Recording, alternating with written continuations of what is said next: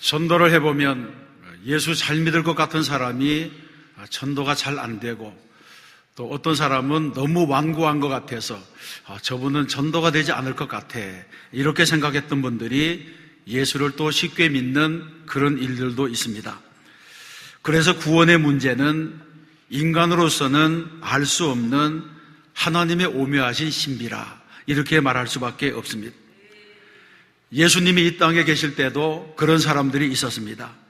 세리와 창기, 죄인과 나병 환자, 맹인과 안전뱅이, 귀신 들린 자, 이런 사람들은 복음을 받아들이지 않을 것 같고 예수님의 제자가 될 수 없을 것 같았지만, 이분들이 예수님을 영접하고 예수님을 따르는 무리가 되었습니다. 이것이 바로 구원의 신비라고 할 수 있습니다. 그런가 하면 바리새인과 제사장들은 성경을 잘 아는 사람들이었습니다. 그래서 이 사람들은 메시아가 오실 것을 믿고 기다렸습니다. 그런데 뜻밖에도 이들은 예수님의 대적자가 되었고 예수님을 죽이는데 앞장서게 되었습니다. 가룟 유다를 보세요. 그는 예수님의 제자였습니다. 예수님과 3년 동안이나 동고동락하며 가장 가까운 곳에서 예수님을 모셨고 또 예수님의 가르침을 받았습니다. 그럼에도 불구하고 그는 배신자가 되었고 마귀의 자식이 되었고 멸망받는 자의 대명사가 되고 말았습니다. 이것은 놀라운 일이 아닐 수가 없습니다. 한번 생각해 보세요. 성령의 역사가 눈앞에서 일어나고 있습니다. 귀신이 쫓겨가고 눈먼 자가 눈을 뜨고 벙어리가 말을 하고 나병 환자가 깨끗함을 얻었습니다. 그런데 똑같은 사건을 보고도 한쪽에서는 성령의 사건이라고, 다른 한쪽에서는 이것은 바알세불의 힘을 빌린 마귀의 장난이라, 이렇게 말을 했습니다. 왜 그런 것입니까?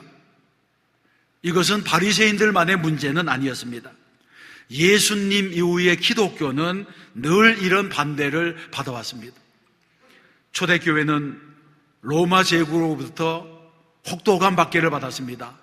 어떤 황제는 기독교를 박해하는 것이 자신의 사명인 줄로 알고 거기에 정치적인 생명을 건 사람도 있었습니다. 중세 가톨릭도 마찬가지입니다.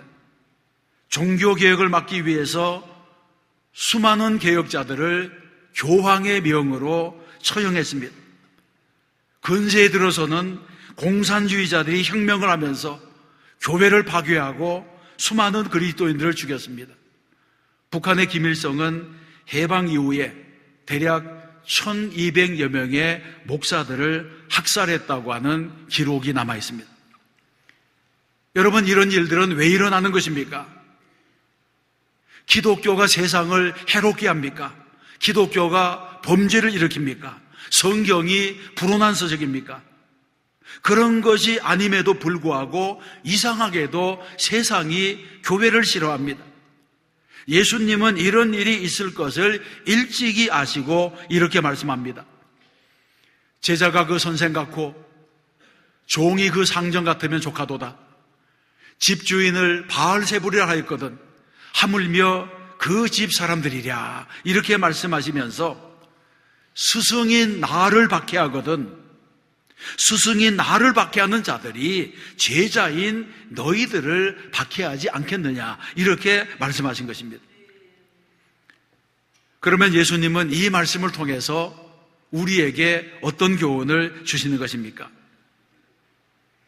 여러분, 세상이 왜 그리스도인들을 싫어하는 것입니까? 제가 아는 공직자 중에 한 분은 아주 신실한 그리스도인이었습니다. 이분은 이권이 많은 부서에서 근무했지만 일체 뇌물을 받지 않았습니다. 여러분, 상식적으로 말한다면 뇌물을 받지 않는 공직자가 그 자리에 있으면 민원인들이 얼마나 좋겠습니까?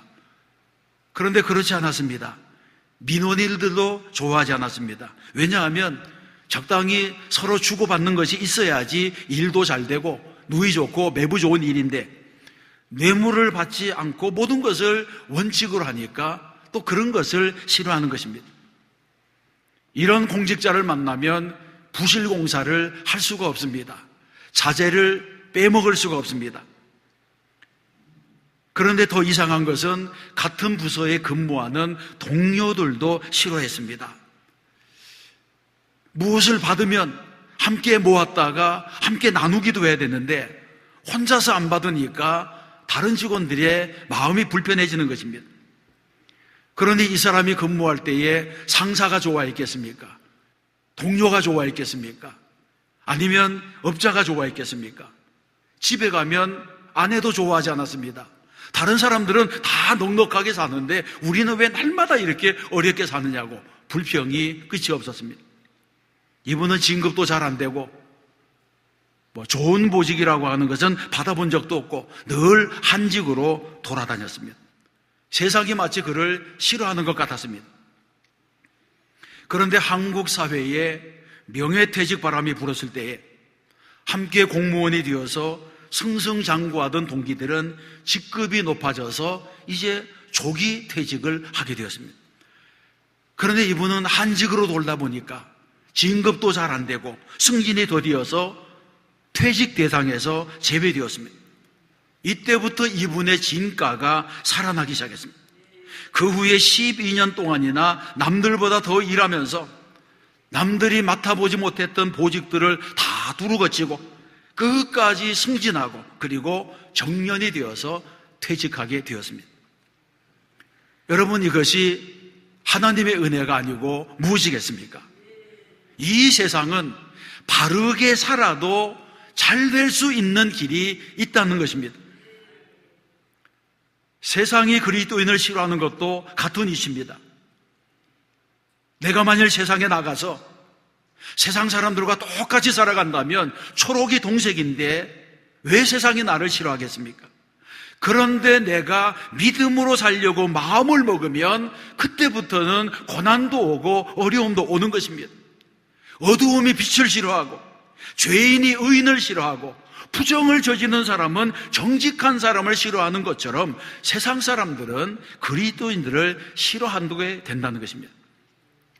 그래서 성경에서는 그리스도와 벨리알이 어찌 조화되며 믿는 자와 믿지 아니하는 자가 어찌 상관하며 하나님의 성전과 우상이 어찌 일치가 되리요, 이렇게 말씀하고 있습니다.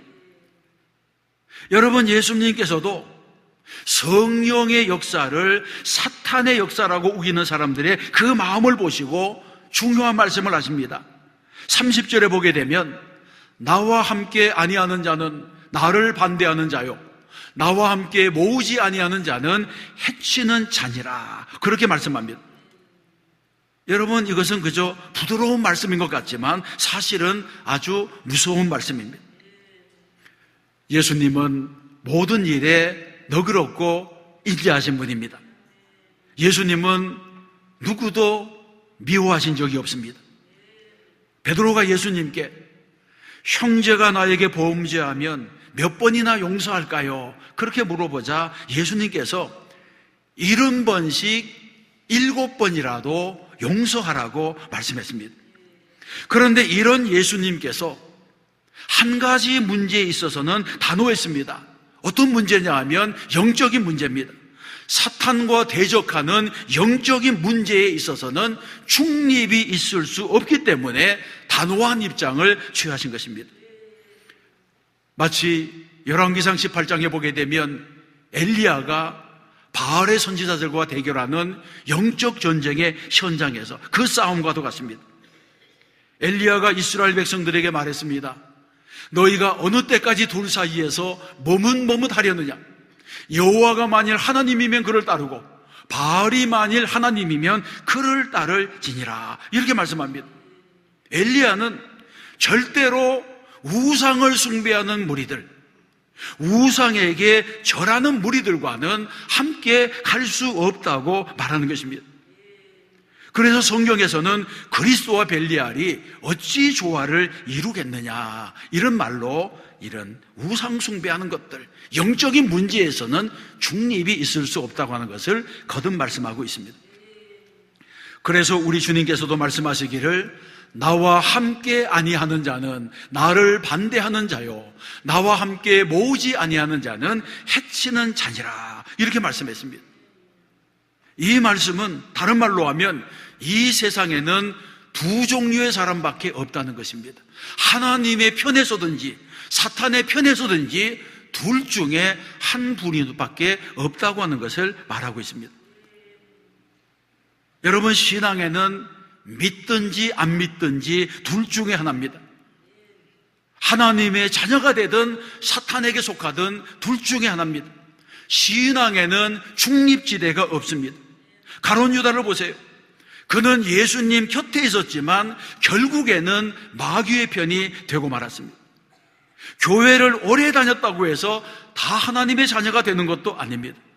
교회 안에도 예수님과 함께하는 사람, 예수님과 동역하는 사람이 있는가 하면 그 반대로 주님과 함께하지 않는 사람들도 얼마든지 있을 수 있다고 하는 것입니다. 그래서 오늘의 본문에서는 여러분은 주님과 함께하는 사람입니까? 주님과 함께 모으는 사람입니까? 이런 질문을 우리에게 던지고 있습니다. 예수님께서 말씀했습니다. 우리가 다른 가까운 마을들로 가자. 거기서도 전도하리니 내가 이를 위하여 왔노라고 말씀했습니다. 또 마태복음에서도 말씀합니다.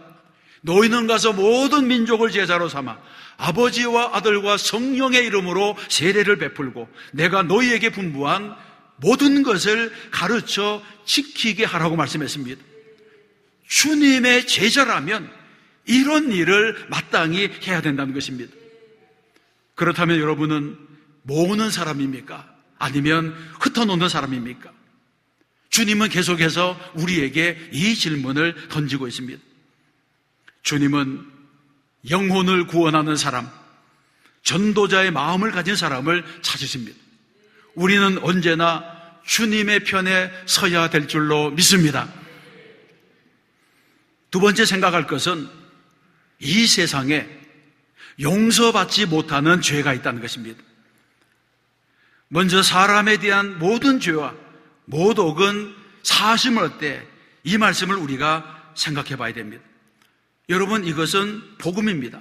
시편 32편에 보게 되면 허물의 사함을 받고 자신의 죄가 가려진 자는 복이 있도다 했습니다. 성경에서는 한결같이 죄인들에게 너희의 죄가 주홍 같을지라도 눈과 같이 희어질 것이요 진홍같이 붉을지라도 양털같이 되리라고 말씀했습니다. 우리의 죄가 아무리 붉을지라도, 비록 우리의 죄가 하늘에 사무칠 정도라고 할지라도, 그렇게 큰 죄를 지었다고 할지라도 하늘에 계신 우리 아버지의 사랑, 하늘에 계신 우리 아버지의 긍휼하심은 그것보다도 훨씬 크다고 말씀하고 있는 것입니다. 그러면 여러분, 그럼에도 불구하고 용서받지 못할 죄라고 하는 것은 무엇을 말합니까? 31절과 32절에서 말씀하고 있습니다. 내가 너희에게 이르노니 사람에 대한 모든 죄와 모독은 사하심을 얻되 성령을 모독하는 것은 사하심을 얻지 못하겠고, 또 누구든지 말로 인자를 거역하면 사하심을 얻되 누구든지 말로 성령을 거역하면 이 세상과 오는 세상에서도 사하심을 얻지 못하리라고 말씀했습니다. 여러분, 이 말씀은 대단히 무서운 말씀입니다. 우리에게는 용서받을 수 있는 죄와 용서받지 못하는 죄가 있다는 것입니다. 복음에서는 모든 죄가 용서받을 수 있다고 했는데, 이 구절에서는 어떤 죄는 용서받을 수 없다고 말합니다. 예외가 있다고 하는 것입니다. 그 죄가 바로 성령을 모독하는 죄, 성령을 거역하는 죄라고 말씀하고 있습니다. 그러면 여러분, 성령을 거역하는 죄가 왜 그렇게 큰 죄가 되는 것입니까? 그것은 예수 그리스도의 복음과 구원을 받아들이게 하는 것이 바로 성령의 역사이기 때문에 그렇습니다. 이것을 쉽게 말하면, 내가 오늘 여러 가지 감정 때문에 혹시 그분을 오해했기 때문에 예수를 믿지 않을 수 있습니다.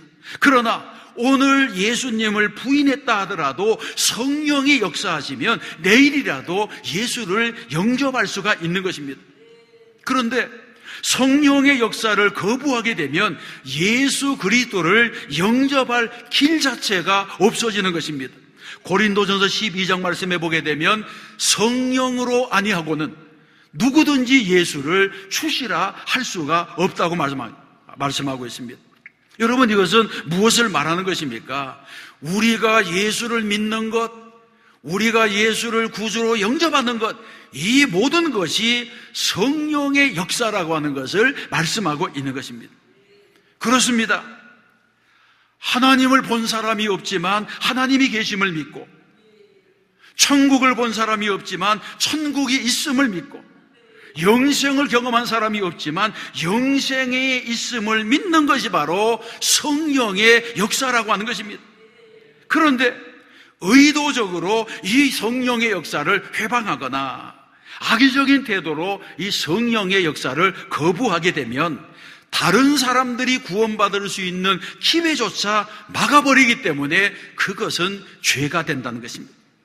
그러므로 구원의 문제와 관련해서 성령을 모독하는 죄, 성령을 거역하는 죄는 용서받지 못한다, 이렇게 선포하고 있습니다. 우리 주님께서 말씀하셨습니다. 오직 성령이 너희에게 임하시면 너희가 권능을 받고 예루살렘과 온 유대와 사마리아와 땅끝까지 이르러 내 증인이 되리라 하겠습니다. 여러분, 우리가 증인이 되려면 예수를 믿어야 되는데, 증인이 되고 예수 믿고 능력받는 것이 성령에게 달렸다는 것입니다. 성령이 우리에게 임해야지 이런 일이 있다는 것입니다. 그렇다면 여러분은 구원받았습니까? 구원받으신 분은 성령을 받으신 거예요. 그렇다면 우리는 그 받은 성령으로 영혼 구원하는 일에 헌신해야 되는 것입니다. 영혼 구원은 예수님의 명령이고 전도는 우리가 받은 사명입니다. 전도의 현장에서 성령이 역사하는 줄로 믿습니다. 그러므로 성령을 회방하는 자는 용서받을 수 없다는 겁니다. 그러므로 우리는 더 늦기 전에 회개하고 구원을 받아야 됩니다. 그러면 왜 예수님은 성령을 모독하는 죄가 용서받지 못한다고 하신 것입니까? 이 말씀은 경고의 말씀입니다.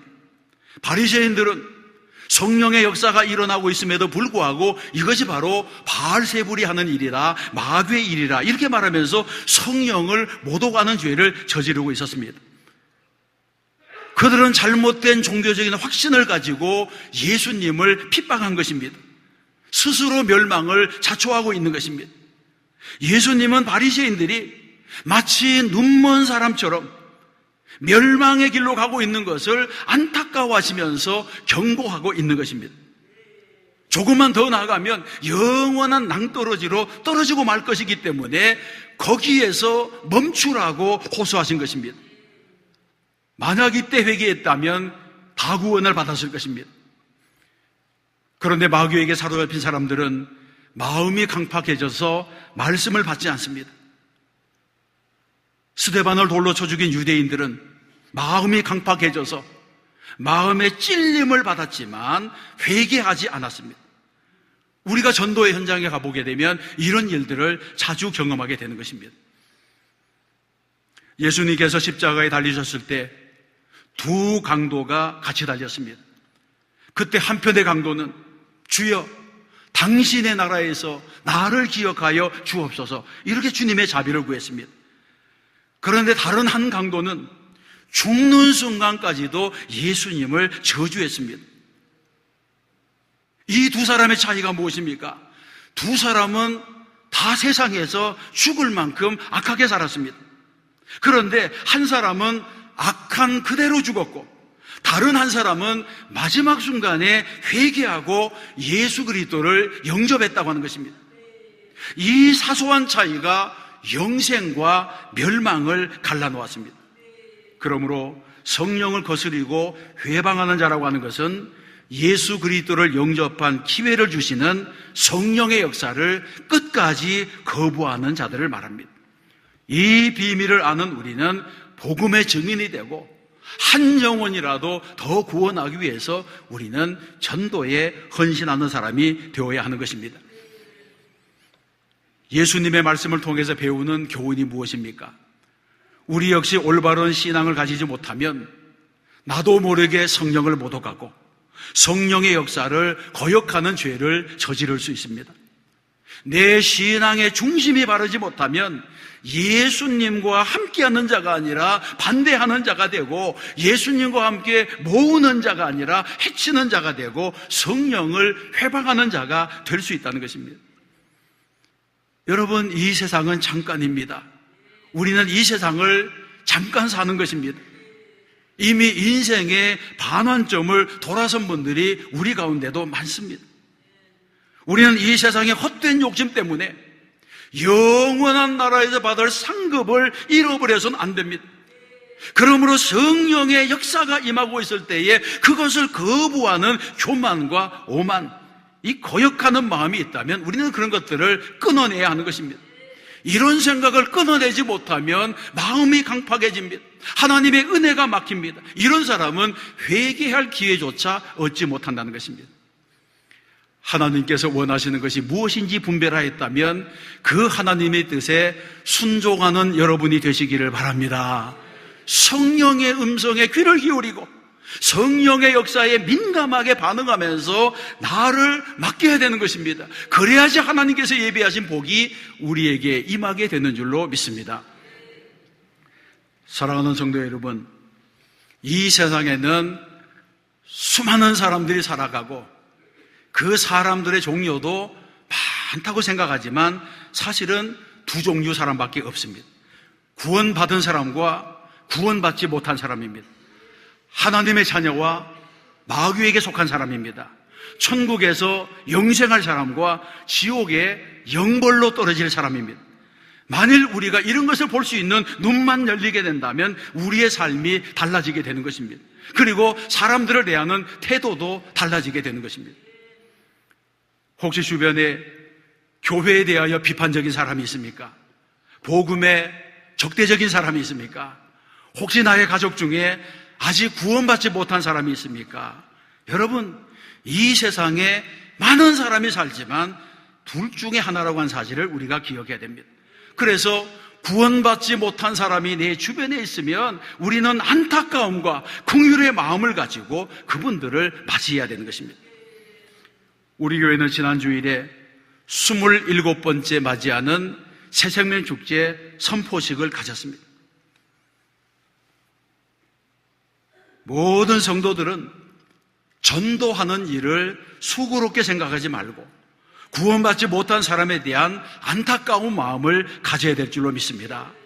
그래서 언제나 주님의 말씀처럼 나와 함께하는 자가 되고 나와 함께 모으는 자가 되자 하는 이 말씀에 응답하는 사람들이 되어야 하는 것입니다.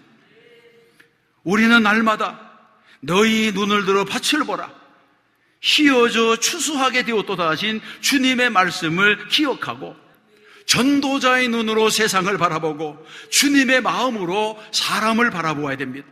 혹시 내 앞에 전도를 가로막는 장벽이 있어도, 내가 가는 길이 흑암 장막으로 둘러쳐졌을지라도 언제나 먹구름 뒤에는 태양이 있고 내 삶에는 하나님의 섭리가 있음을 믿고 나가야 하는 것입니다. 그러기 위해서는 우리는 언제나 긍정적인 마음을 가지고 믿음의 태도를 가지고 믿음의 말을 해야 됩니다. 40년간 미국 대학에서 심리학 교수로 재직한 분이 자기가 가르친 제자들 가운데 성공한 사람들의 그룹을 만들어서 그 사람들의 특징을 조사했습니다. 그랬더니 제자들 가운데 성공한 사람들에게는 공통점이 있더라는 거예요. 그래서 그 공통점이 5가지입니다. 첫째는 걸음걸이가 빠르다는 거예요. 여러분, 할 일이 많고 바쁜 사람, 자기 삶의 목표가 분명한 사람은 걸음걸이가 흐느적거릴 수가 없는 겁니다. 그래서 성공하는 사람들은 대부분 걸음걸이가 빠르다는 거예요. 그리고 언제나 앞자리에 앉는다는 거예요. 어디를 가든지 앞자리는 진취적인 자리고 적극적인 자리인데 비해 뒷자리는 소극적이고 방관적입니다. 그래서 여러분, 어디 가더라도 앞에 있는 것이 좋습니다. 앞자리가 좋습니다. 줄을 서라도 앞줄에 서는 것이 좋다는 것입니다. 세 번째는 항상 시선이 올바르다는 것입니다. 그리고 얼굴에는 미소가 띄어져 있다는 것입니다. 그리고 모든 일을 긍정적으로 생각하는 겁니다. 이런 사람들이, 이것은 뭐 사소한 차이에 불과한 것이지만 성공하는 사람들에게는 이런 남다른 태도가 있었다고 하는 것을 이분이 이야기했습니다. 여러분, 신앙의 성공 조건도 마찬가지입니다. 실패하는 자하상, 체념하는 마음을 가지면 힘이 빠지고 표정이 어두워지고 한숨을 쉬게 되고 자꾸 먼 산을 바라보게 되고 부정적인 생각에 매달리게 됩니다. 그래서 우리는 문득문득 안 된다, 못한다, 틀렸다, 힘들다 이런 말이 나오면 그런 말을 하지 말아야 돼요. 그런 말이 있는 부정적인 생각과 부정적인 언어가 나오는 것에 주님을 모셔야 됩니다. 그곳이 어디든지 예수님을 그 현장에 모셔야 됩니다. 그리고 우리는 언제나 긍정적인 마음을 가지고 믿음의 말을 하는 사람으로 살아가야 되는 것입니다.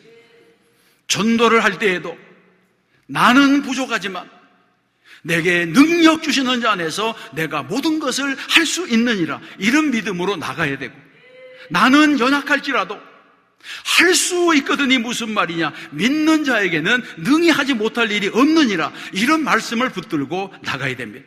이런 믿음으로 살게 되면 주님을 기쁘시게 하는 삶을 살게 되고 주님과 함께 모으는 자가 되고 날마다 주님과 동행하여 승리하는 삶을 살게 되는 것입니다. 그렇습니다. 우리는 주님의 일을 할 때 언제나 주님과 함께하는 자가 되고 주님과 함께 모으는 자가 되고 순종하는 믿음으로 예라고 대답하는 신앙인이 되어야 합니다. 또 한 주간 믿음으로 살아 승리하시고 주님이 기쁨이 되시는 성도가 되시기를 주님의 이름으로 축원합니다. 하나님